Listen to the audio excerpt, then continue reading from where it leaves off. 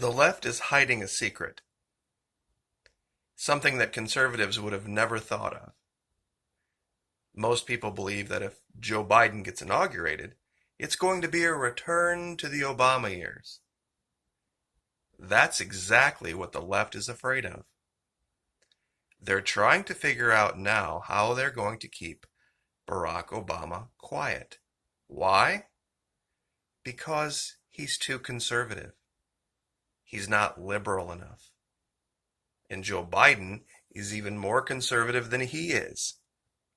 Now in today's video, I'm going to show you proof for that and jump back into the Wayback Machine and show you some things that Barack Obama said that when you look at them dispassionately, you'll realize he gave up the game. And there's no way liberals are going to get around it. Now, let's make our first stop here. I'm sure a lot of you are aware of this quote. Barack Obama.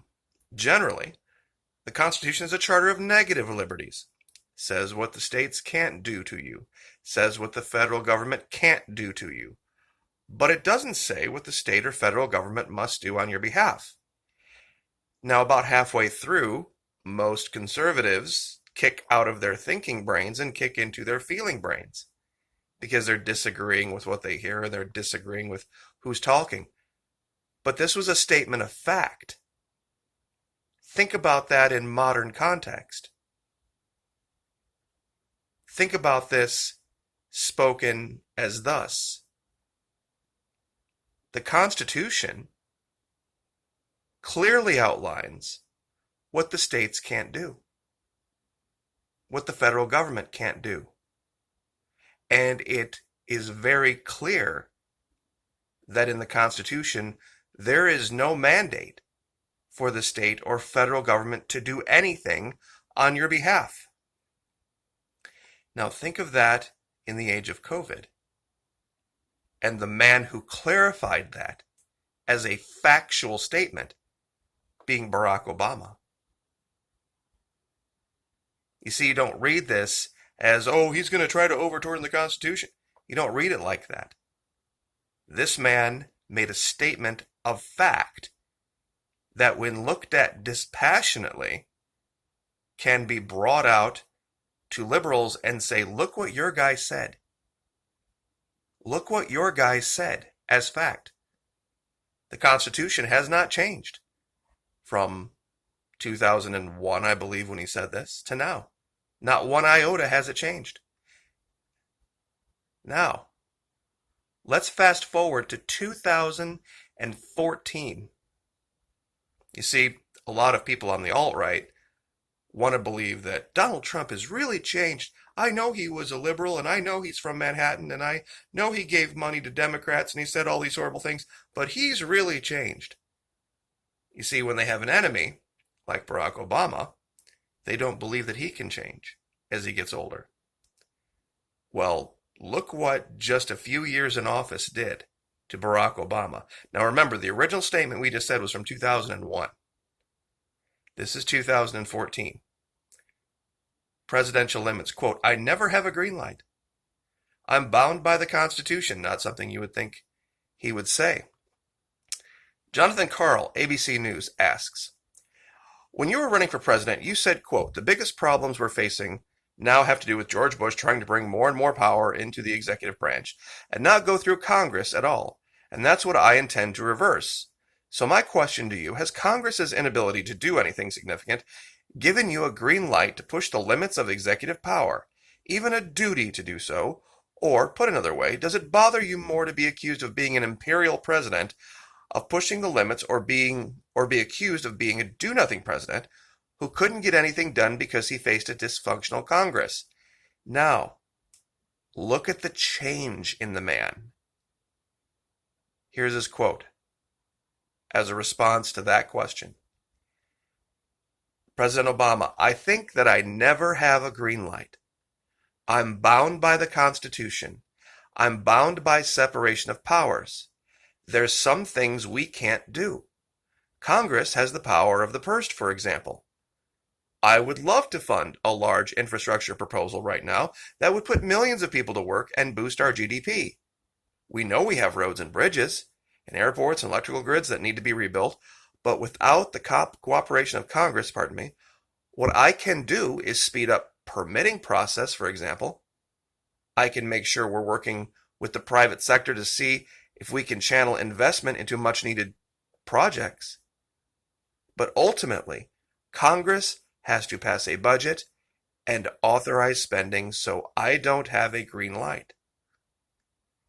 Now put these two quotes together.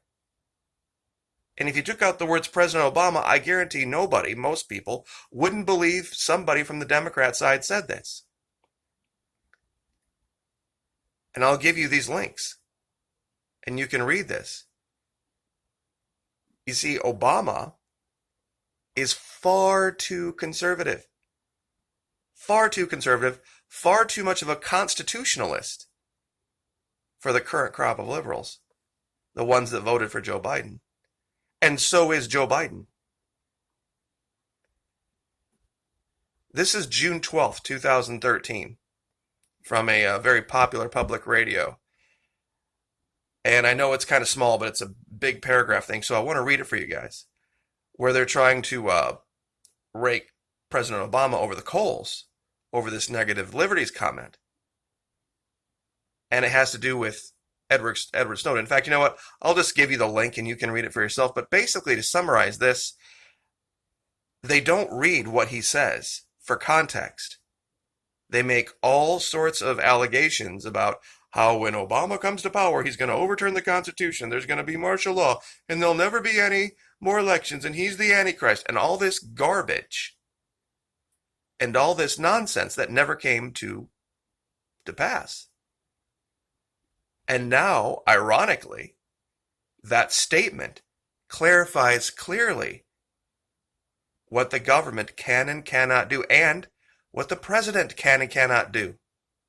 All we have to look back at now is Barack Obama's own quotes to put the handcuffs on Joe Biden or Donald Trump or any other future president. You see, the only governance that matters is local governance.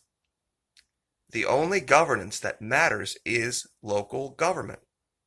They're the only one that's going to make a real big change in your life. We used this yesterday, but I think this illuminates it even better.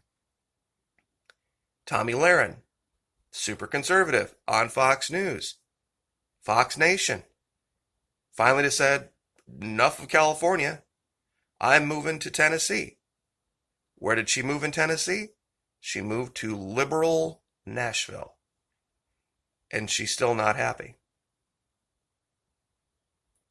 Because local governance matters. It doesn't matter if your entire state is all red. It doesn't matter. Matt and Kelly Stafford. There's some things money can't buy. There are some things money cannot buy. They look so happy here. They look so at peace here. They look like they have joy in their heart. And look at them now.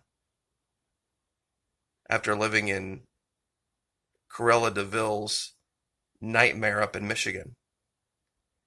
But they have this huge mansion, infinity pool, thousands and thousands of square feet, living the dream, star quarterback, and they're miserable. Local government matters. It's the only thing that'll change your life. I love using this montage of Pam Bondi here in Florida, Attorney General. The woman exudes class wherever she goes. And people still are scratching their heads. Gosh, if they cheated, why didn't they cheat and take Florida? Why didn't they cheat and take Florida? That would have been so much simpler than Arizona and Michigan and Wisconsin and Pennsylvania. And why wouldn't they just have taken Florida? They would have called the race that minute. Because they couldn't. They're not that powerful. They have limits, and they know it, and they don't want you to know it. They don't want you to know that local governance matters more than anything. And she is the perfect example. Perfect example. She's the one that sued the big opioid makers here and slammed the door on them. And the reason I use this picture right here in the middle of her running is because, honestly, more people in this country die from poor diet and exercise choices and the heart disease that comes from it and other things like diabetes than any other cause. Than any other cause. And if this is what it would take to motivate you, I think she'd be all on board for it. She would be all on board for getting people exercising and out and taking care of themselves. Could save a lot more lives than many other things being put out there right now. And I can even show you another statistic. Nurses. Now, this is something where you're really going to have to put your thinking cap on and understand what the statistics really mean. Nursing shortages. Nurses are incredibly high demand right now. But let's look at the statistics and let's see who has shortages, who has a surplus, and how much they make. See, LA, California, is on track to run out of hospital beds by Christmas. Mayor urging residents to cancel everything. Funny, California has the highest pay of RN salary in the whole country by far. $113,000 for an RN. But they have a huge shortage of nurses. Why? Why would that be? Next one down is Hawaii, 104,000, another blue. District of Columbia, another blue state, 94,000. Massachusetts. Funny, all these blue states have the highest, with Alaska being the only exception down here at number 6, at 90,000. They have shortages, but they have the highest rates of pay. Where's Florida, might you ask? Well, check this out, guys. You ready for this? Florida, as far as nurse pay goes, yep, keep going. Keep going. 34th.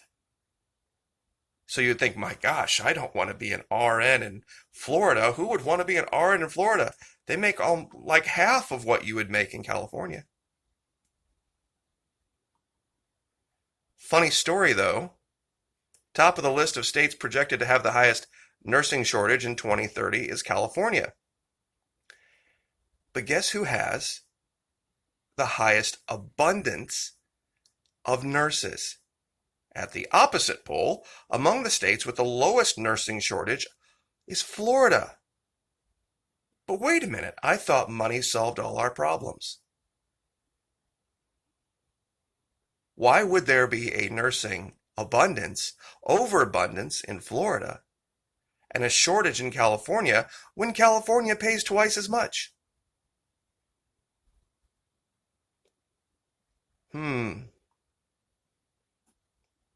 Because there are some things money cannot buy. Work environment is one of them. Living environment is another. And I'll give you those links too. One of them is CNN. Accidentally, once again, doing some reporting, not even trying to. How could this be the case? That for the exact same job, Florida has beaches, California has beaches. California has mountains, I guess we don't. That might be the one thing they have that we don't. California has a high population, number 1, we're number 3. But our nurses make half. But yet there are more nurses here and coming to work here to the point where we have a surplus. And California, even doubling their salary, can't get them to live there. Now, does this make sense? I think this guy would take a huge pay cut to come back south. Tampa Bay, Miami, Jacksonville, even Jacksonville, Atlanta. Oh, maybe not Atlanta these days. New Orleans, Houston. I think he would absolutely do it in a heartbeat because there are some things money cannot buy. And I know I keep reiterating that, but it's kind of antithetical to what they would call normal conservative thought because it seems like it's almost anti-business. And I guess that's kind of the theme of today's video. It's kind of not what you think. It's really not what you think. When you have to look back at the last liberal president to clearly define to the government what they can and what they can't do. So anyway, I will leave it there. Like, share, subscribe.